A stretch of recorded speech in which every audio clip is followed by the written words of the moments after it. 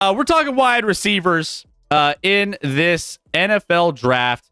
Now, we've already previewed the quarterback class of like 3 dudes that we try to focus in on some of the top end first round talents more so than anything else. And then any kind of players that might be undervalued, we'll kind of talk about at the end. But we're going to go through, we do this every year. We're breaking down how we want to approach previewing these positions, what to look out for, who could help your team, and which wide receiver will be the best from this class so that you guys can see, all right, is it feasible for my team to go out and get a guy like this? So let's dive into the NFL draft. And Scotty, got a couple guys at this in this draft that are interesting. Now, one of which, Travis Hunter, classified as a receiver, but also classified as a corner, listed here. Mostly as a corner, yes. Which I almost think he's going to be doing a lot on the offensive side of the football, more so than any other hybrid style, because there's no one else like him. So Travis Hunter, are we throwing him in the evaluations? I think we kind of have to, but he's gonna be. We can do that. I mean, he's gonna be. Well, he's gonna be drafted as a corner, wide receiver draft. Yeah, draft for sure. That's where I was kind of like, where do we go with him? Because he technically can be considered. So let's talk Travis Hunter. The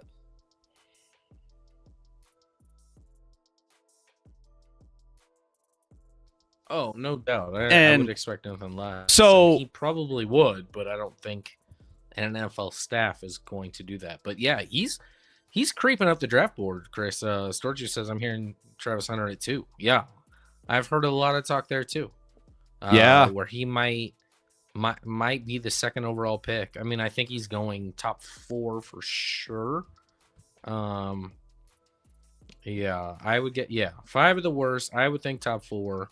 And as high as 2, because it feels like Cam Ward's gonna go 1. And then from there, it's a little bit of a toss-up, but I've heard a lot of smoke on Travis Hunter at 2. Yeah, Cleveland is at number 2. They would, if they do get him, they would get a rare 2-way star. By the way, offensively, cross your fingers, Travis Hunter. You don't get. Don't do it. I mean, from a wide receiver standpoint, he's 6 foot, 188 pounds, 21 years of age. He had 1,258 yards, 13.1 yards per reception, 15 touchdowns, 96 receptions.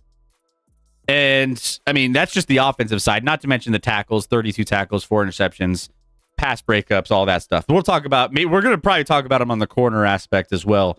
But, I mean, he's got starting potential at receiver, and he will be taking snaps at receiver. He's instinctual when it comes to his playmaking from an offensive standpoint. We saw some of his plays at CU, and he was just making some grabs that were just incredible. He's athletic beyond belief, versatility, his upside. He's got a little bit of everything. Gazelle-like speed, man. He's everywhere. He's just a playmaker. Just bar none, a good football player. Just when you have the knowledge on both sides, I think that takes a lot to be able to put together both sides of the football, the plays, what needs to happen, and being able to go out and execute at a high level. He brings everything to be that generally just really, really good, just general football player. You could probably argue he's one of the best football players just as a general just headline to come out of the NFL draft overall. He's what? Yeah. And so I guess my biggest concern with him, especially, is he defied the odds at playing both sides of the football in college and at doing it at a high level. Can you maintain that with the speed of the NFL and be able to injuries and reps with the speed and the size of guys in the NFL, I think is going to be something I'm curious to how he handles that. So that's where I feel like, if I'm his coach, trying to ease into him playing every snap on every side of the football. But generally, you're getting so much value in one package that this is a home run pick, even if it's a little bit of a wide receiver slot. Yeah, I think he's going to get drafted as a corner. He'll play corner. He'll get some, big moments, third down, big moments. He might fill in on offense and play wide receiver, because I don't think NFL coaches are ready to just throw him out there nonstop. I mean, what did you say? He's a $183. Yeah. The odds of him staying healthy, and he got hurt the last 2 years at Colorado. He missed time both years. Yeah.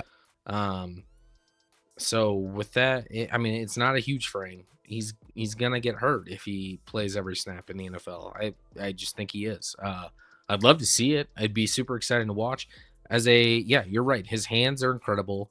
His catch point is incredible.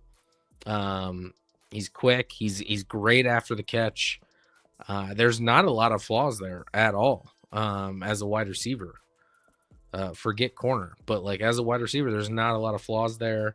I mean, the route running could probably be shored up a little bit, get a little more crisp, a little more clean. People were making fun of it at the pro day because he made like 5 fakes on like a 5-yard slant route that was caught. But that's much ado about nothing to me. He's an elite athlete, so yeah, can he make a difference at the wide receiver spot? No doubt about it. It's just going to be super fascinating to see whoever drafts him. Like, are you going to play him, and how often are you going to play him on both sides of the ball? I'd be shocked if someone drafts him and don't play him on at least somewhat on both sides of the ball. Yeah. That to me would be a waste of an asset for sure. But you can't do what he did at CU. He's not playing full time on both sides of the football. It's impossible in the NFL. Yeah, you just can't do it. I don't know if I see the longevity in his career. Who are we seeing that? What was it? Was it Debo that was complaining about playing running back and wide receivers? Like, I can't do this.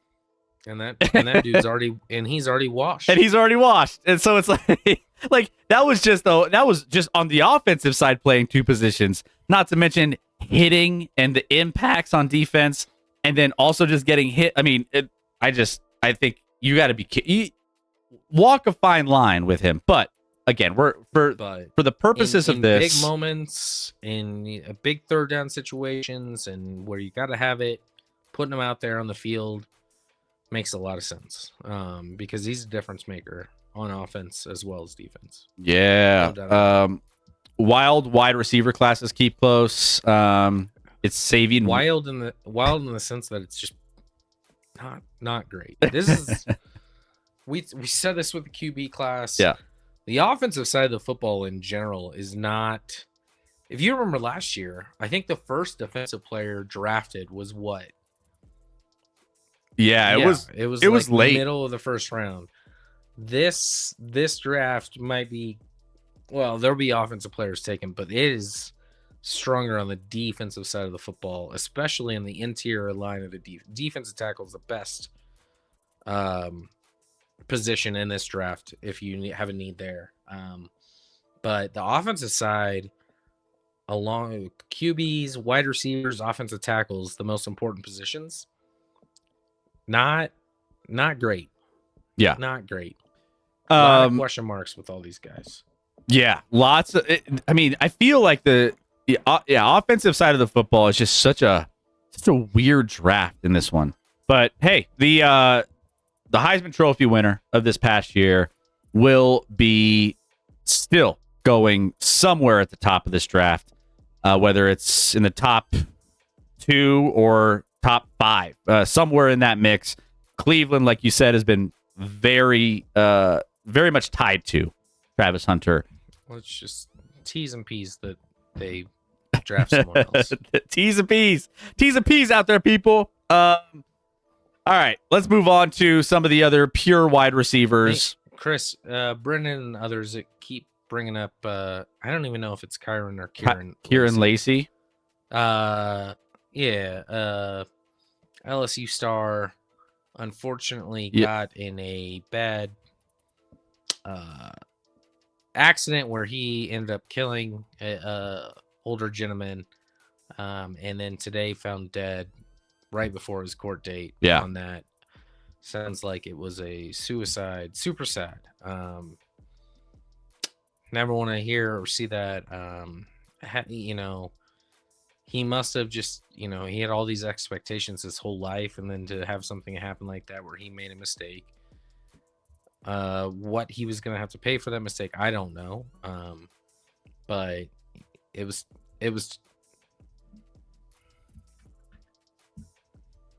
interesting. Well, then clearly there's some mental stuff there too. So yeah, super sad. It's never want to see a kid succumb to the mental stuff like that and take a life, take your own life. So super sad to hear that, and thoughts and prayers out to his family and all those affected by that. It's hard. I mean, the amount of pressure these college athletes face, and then you make one mistake, and all of a sudden you kind of feel, you're young and you're influenced, and you're like, it's over for me. I've failed. Yeah. Where it's like, no, you have the rest of your life in front of you to figure this out and fix it and be who you're meant to be, or maybe not what you thought you were meant to be, but even still be, have a great life in this. And he just sounds like didn't see it that way, and super sad too. The original situation, in case you're new to it, accused of, the accusation and what he was brought in for was crash that killed a 78-year-old man on December 17th, and then fleeing the scene without rendering aid or calling authorities. He turned himself in, was jailed, and released on a $151,000 bail, according to police records.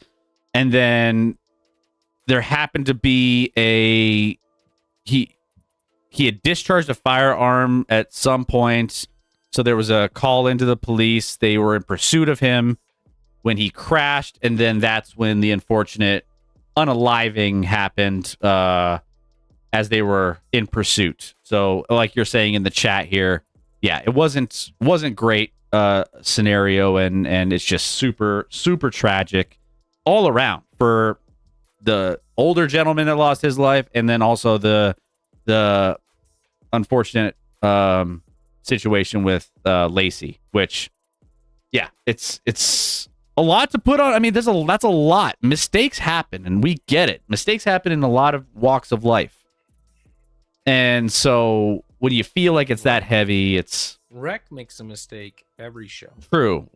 When he opens his mouth.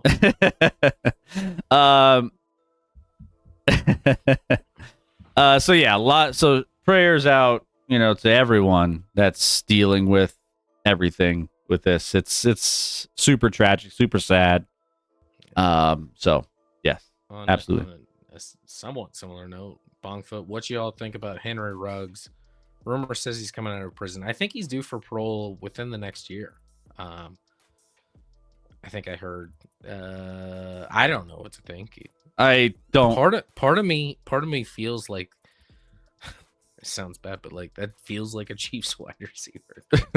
Oh, no. We like speed, and we like people that get into trouble with the law. He fits the profile. He fits a bit of the profile of a Chief.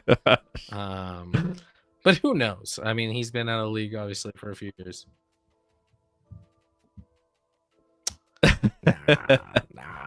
Nah. We're not taking that guy. I'd rather have Henry Ruggs than Isaiah Bond. Henry Ruggs made a very poor choice, but like there wasn't necessarily intent there. Isaiah Bond, no thank you. Yeah. Well, let's move on to the next wide receiver that is highly touted, or in the grand scheme of wide receivers, as we mentioned, is not super extravagant this draft. But a lot of people talking about, how do you say his first name? Tatoria? I don't. Tataria? I'm not. We're just gonna call him McMillan. McMillan. Tet? Call him Tet. Can we put it on a hat, Rec? Teta? It is Teta. We'll just call him Teta. How about that? There we go. He's a boob. Yeah, he really can be. And there's a reason why he's, in one aspect, really coveted by some teams. And in other aspect, he's dropping down draft boards pretty drastically. But he's an Arizona wide receiver, 19 on the yardage for the 2024 season, 15.7 yards per reception, 8 touchdowns, 84 receptions, 6'4", 219, Scotty. So, we got some size here. Productive patch catcher, fluid athleticism. He has a really big catch radius with that height and that radius. So he makes tough catches in traffic. He's instinctual. He has sure hands, and he's got some good footwork. The thing, and what I've been seeing a lot of is, we've seen him kind of a little bit higher in the teens and maybe early teens at some levels early on in the draft process. But most recently, I've been seeing a lot of draft boards having him around 20, where the Denver Broncos are picking, where they're, a lot of mocks putting him in that spot for Denver as a weapon for Bo Nix.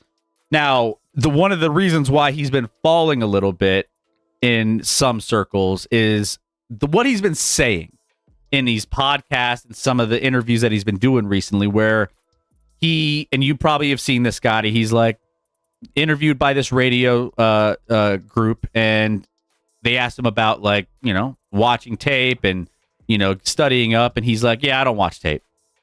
That we'll watch tape in the receiving room, and I'm not gonna. I don't watch tape. I don't. It's not my thing. And it's like, bruh. Wait a minute. You're trying to get drafted, right? You're trying to move up the draft board, right? Just saying. But that doesn't change the fact that he's still a very interesting player from all the good things that I mentioned previously. So, Scotty, your thoughts on Teta? McMillan. I'm probably higher than you are, Chris, on him. I think he's definitely the best wide receiver in this class. Removing Travis Hunter, which is kind of like a different beast there. His ability to catch the ball, you talked about catch radius, going up and making a play even when you're tight in coverage, by far the best in this class. Didn't have great quarterback play all the time, obviously, in Arizona. But, I mean, he was highly touted out of high school. He was a beast in college. Reminds me of kind of like a Drake London, Mike Evans type at the wide receiver spot. A true X wide receiver, which there's a shortage of in the NFL, in my opinion, that can go up and just be a big outside threat on the outside. Can go in the slot, but I wouldn't really think of him as a slot type wide receiver at all, where some of these guys that we'll talk about probably perform better in the slot. But here's a guy that just an elite athlete that can come down with the ball even if he's not open. Yes, I have concerns about does he love the game? But at the end of the day, it's hard to ignore.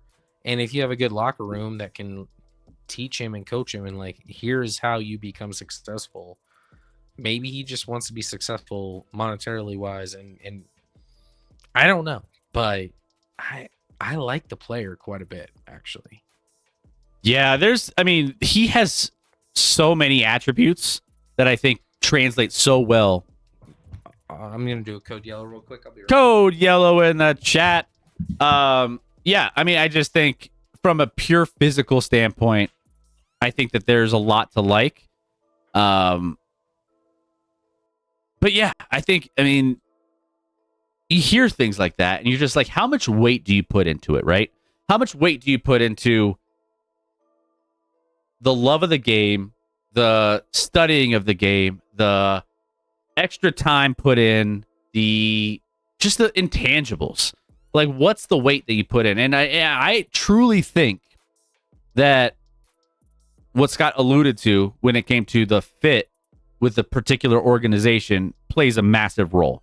I think if you go into an organization that is fragmented, that hasn't had a winning culture, that hasn't been able to put it together on the field, and you just see the guys around you that just set the wrong example, this player, Tenta McMillan, will be, I think, in a rough place. It's going to be a lot tougher for him. Whereas if he goes to a team that I think has a little bit more of that winning culture, that blueprint, they have the veterans in there to get him up to speed. They have the coaching staff in there to get him up to speed. And it's a right environment. I think he could be a very, very good player. So I almost think a lot of this hinges on the where he gets drafted. I think that's a big aspect of it. So,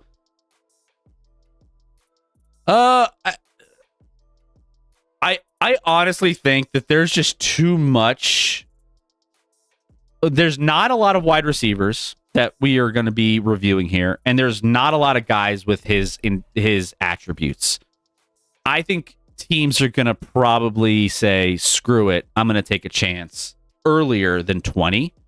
Do I think if he drops to 20, I think he's a decent option from what you want to have for like the Denver Broncos in that particular position. And I wouldn't hate it. I would be a little bit like, I think that's a culture that's on the upswing.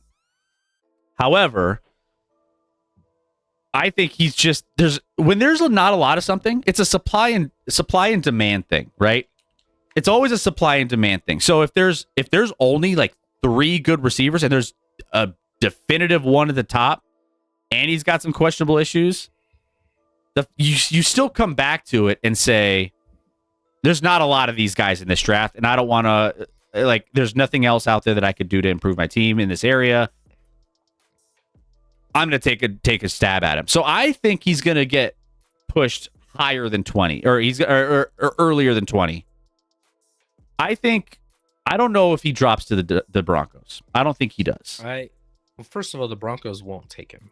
That makes no sense to me. He's in the same mold as Cortland Sutton. So unless you think Cortland Sutton's not going to be around long, I have no idea why Denver would take him. Unless they're similar players in their profile and what they do well. I mean, could you possibly be drafting him to replace Cortland in like the next year, maybe? Or he's like, so you have two guys that. I think if you're Denver, you have bigger holes than trying to replace Cortland. True. Yeah. I don't know. There's some spots that need. I think that you could probably get a wide receiver late in another round, but I just don't know if he's going to even get to the Broncos in the first place. So I think someone's going to panic and be like, man, these wide receivers suck. This guy has all of the things that we need physically. Let's go for it. And I think that he's going to go a little bit earlier than 20. So it's not going to matter. And that's where I think he slots in. So, that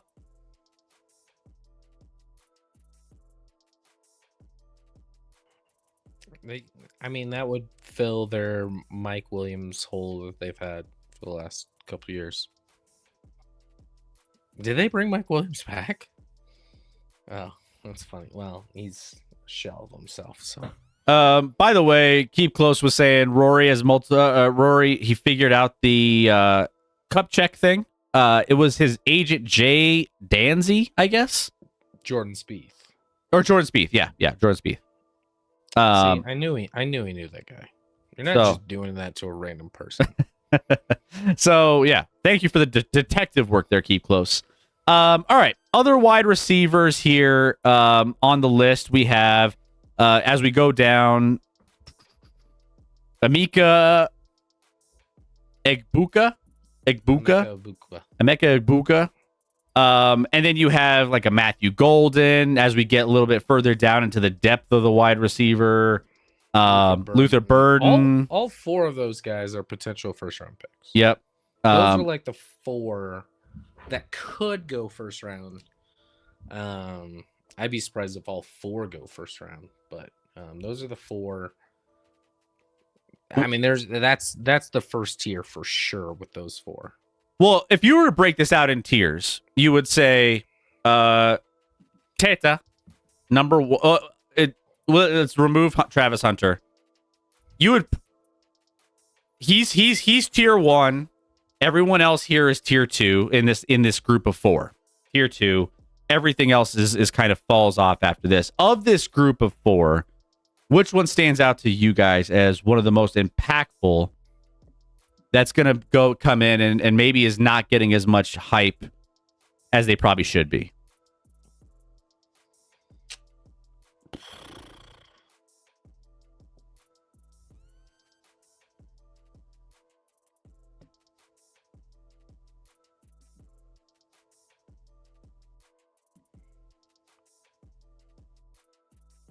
I mean, they're all very different wide receivers. You look at Egbuka, he's the route runner of these three. All right, he's the best route runner. He's the safety net. He's not your big play guy necessarily. He was never number 1 at Ohio State, but he can be a really good number 2 potentially on your roster. He's a high floor, low ceiling guy. Sounds like. Exactly. Matthew Golden's your track star. Texas produces those. I don't think he's even of the mold of Xavier Worthy. I think, he's below that for sure. But he's the track star. He's your speed demon. He's your big play threat guy. And then you look at Luther Burden. He's your yak. He's your after catch guy. He's your guy that can turn a short pass into a long play because he's so good after the catch. And he was kind of weird because he was probably lost stock in his last year at Missouri. His year prior, he absolutely blew up and had an incredible year at Mizzou. And then last year, new quarterback, little different system, didn't quite have the stats, or just didn't have the stats he had the year prior. So, I guess I don't have like a huge preference between these three. I guess it's just like, what are you looking for? Is it more? It's more fit on the team. More fit into your roster. Do you want a yards after catch guy? Do you want a deep play threat, or do you want that safety net that'll get you, those, pick up first downs on 3rd and 5, which Egbuka can do. So, yeah, very different styles, but all can contribute to an offense. But I would not love taking any of these players in the first round if I'm an NFL team. So, but if I had to pick, I would take Emeka. I would take the Ohio State guy. I mean, typically I'm usually a higher ceiling guy. Yeah. I'm not that high on the ceilings of these other two. And maybe I just hate Missouri in general, as a Kansas fan. So Luther Burden, kind of have to hate him a little bit, but I don't know.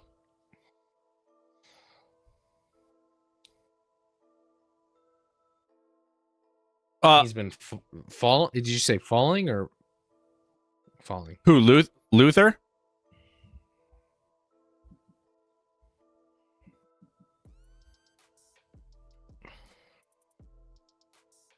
Yeah, and none of these guys, I mean, you're all looking at guys that are like 5'11" to 6'1", so none of them overly big. I mean, physically not necessarily imposing. So it would not shock me if there's only one wide receiver taken the first round, which drafts prior to this, it's just not a great class. It's not. These definitely aren't the biggest of the big wide receivers. Have you guys? There's a TikTok account that does like animal like battles, like who would win in a matchup? Grizzly bear, biggest of the big versus blah blah blah. Like, but they always throw the biggest of the big in there, and it's kind of their like tagline. So now I say it all the time. I'm like, why am I saying biggest of the big? These definitely aren't the biggest of the big when it comes to wide receivers, though. Yeah, 6'1" for Amika. He's 6'1", 202 pounds. Had a little over 1,000 yards, 12 yards per reception, 10 touchdowns, 81 receptions for his stat line. As far as Golden goes, he was 987 yards, 17 yards per reception, 9 touchdowns, 58 receiving yards, or receptions, I should say. And then Burden, 676 yards in 2024, 11 yards per reception, 6 touchdowns. But going back to what you were mentioning a little bit earlier in his 2023 outing, he had 1,200 yards, 9 touchdown catches, 13 starts, 8.4 yards after the catch per reception, ranked 4th among FBS receivers with 100-plus targets, named first team All SEC, second team All American. So he had a bunch of he had a big time year the previous year. So that, I mean, if you're trying to look at the upside of Burden, you would look back and say, yeah, this last year just wasn't it. We know his ceiling is more of what he did in 2023. Yeah. Now, to be clear, that doesn't mean there aren't wide receivers out there in college football.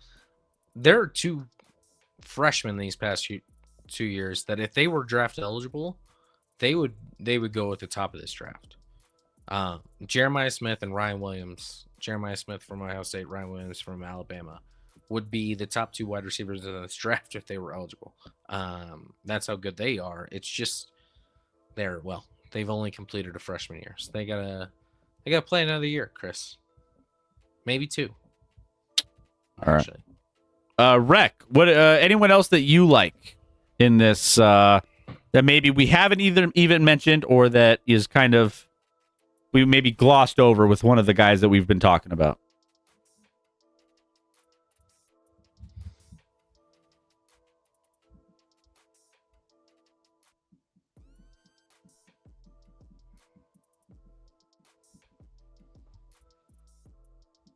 I feel like tight ends are kind of the cream of the crop in pass catchers, right? Like we have a lot of, these receivers that we've discussed, but you're looking at mock draft and you're just seeing tight ends all over the first round draft board that could potentially be popping in for certain teams, right? So like there's not going to be more than 2 tight ends taken in the first round. But there'll probably be 2, but be a couple. There'll be a couple, and so I mean, but then again, like 2 compared to maybe 4 receivers, maybe 3 receivers in the first round. I mean, it's not much of a difference. That's what your Broncos really want to draft, right? Like a Tyler Warren, Colson Loveland.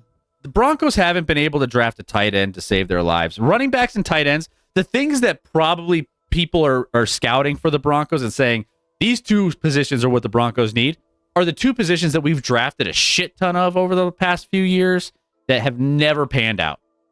Never panned out. When's the last time we drafted a running back that was worth a damn? That really, like, I mean, I think Sean Payton. But you have the smartest guy in the room in Sean Payton. I mean, Sean, if anyone's going to, I mean, at least he will tell you that. Sean Payton will know how to get a guy that he likes. Dude's the most arrogant guy in the world. Maybe. Oh, hey. He'll tell you how smart he is. I'll take it. I'm not saying he's not smart, but he'll tell you. Yeah. He'll let you know how smart he is.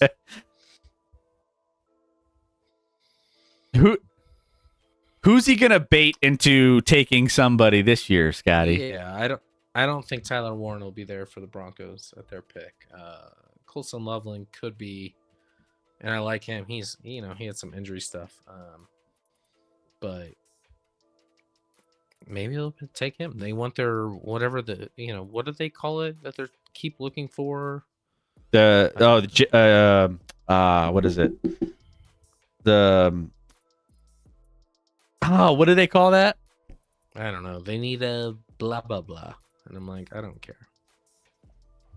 Like, yeah, not Jag. No, it's like a unicorn, or like, I know what I forget the word, whatever it is. Joker. They need a Joker. They call it a Joker. Yes. Noshawn Moreno. Noshawn was good for like 2 minutes. And then dude was good at showing emotion on the side. Yeah, he could cry like with the best of them, you know? But yeah, tight ends, we could probably get into some tight ends and maybe a couple other position groups.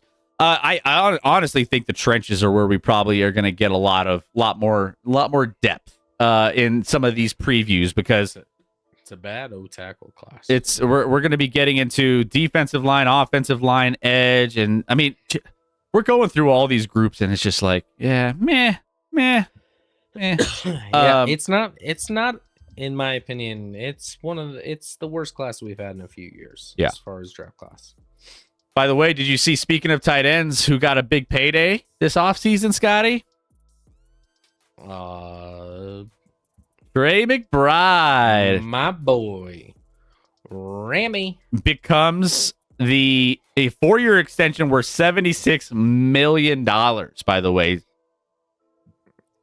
That's like $35 million per touchdown catch. Yeah, a record for tight ends, by the way. It's $19 million per year, a record for tight ends. So our boy making some money, and good for him. I mean, he had a crazy stat. He had 111 catches last year and 2 touchdowns. That's almost impossible. Yeah. He's only got 6 touchdowns in his career, and he just got the highest contract from a tight end ever. Yeah. But he did have, he had 111 catches, 1,150 yards last year. So, big contributor to that Arizona offense. So, I get it, but maybe feature him in the red zone? Somebody? Anybody? By the way, also, speaking of contract extension, this isn't NFL related. A couple people, did you hear Joker? Speaking of Joker and contract extension, this is a perfect segue. Did you hear Joker's potential extension that's coming down the pipeline for the Denver Nuggets potentially? According to Tim McMahon and Ramona Shelburne, Jokic is eligible to sign a 3-year, $212 million extension during the offseason, and the assumption is that he will. Like, he would become... Doesn't he have like 3 years left on his deal? Why are we... NBA is so stupid sometimes with their eligibility to sign a new contract when you have 3 years left on your deal. That's, oh, by the way, guaranteed. It would make him what are we doing? By far the highest paid player in the NBA. It would make him annual salary around $70 million, which Steph Curry's at 51 as the highest right now, I think, if I'm not mistaken. I thought it was like Tatum or Brown in Boston, but you could be right. Highest annual NBA contracts. I think it's Steph. Let's see. Yeah, Steph Curry's at 55 million. This potential deal would be at 70 for Yoke. Extension.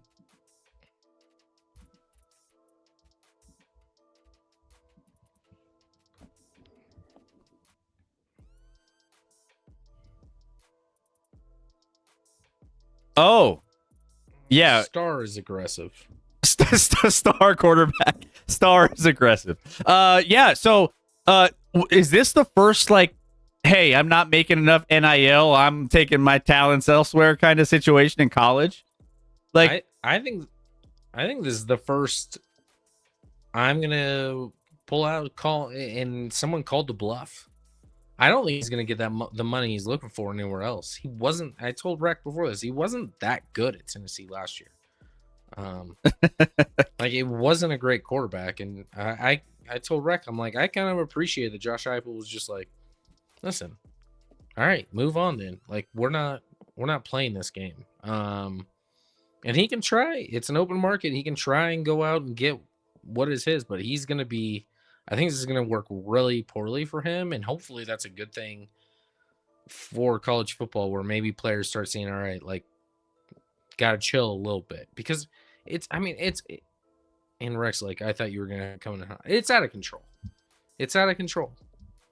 College football, and the NIL and college sports in general is, even basketball, completely out of control. It's madness. It's madness in March and April and May and June and July. It's crazy what's happening, and dare I say, there needs to be someone regulating some of this stuff.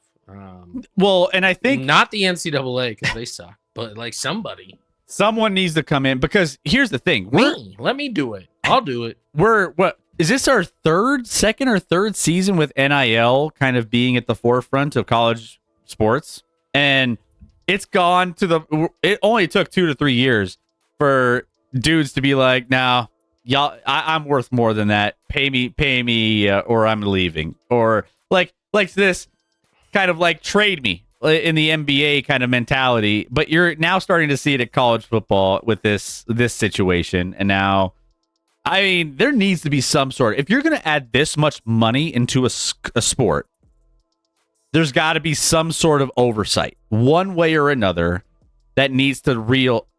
They need to reel it in one way or another if you're going to treat it like this. They do. And that guy, I hope he makes $0 wherever he goes. Well, not because I just don't like the way he played it, and the timing of how he played it was garbage too. I think Tennessee, without knowing who else is a QB on the roster, is going to be better off. I do.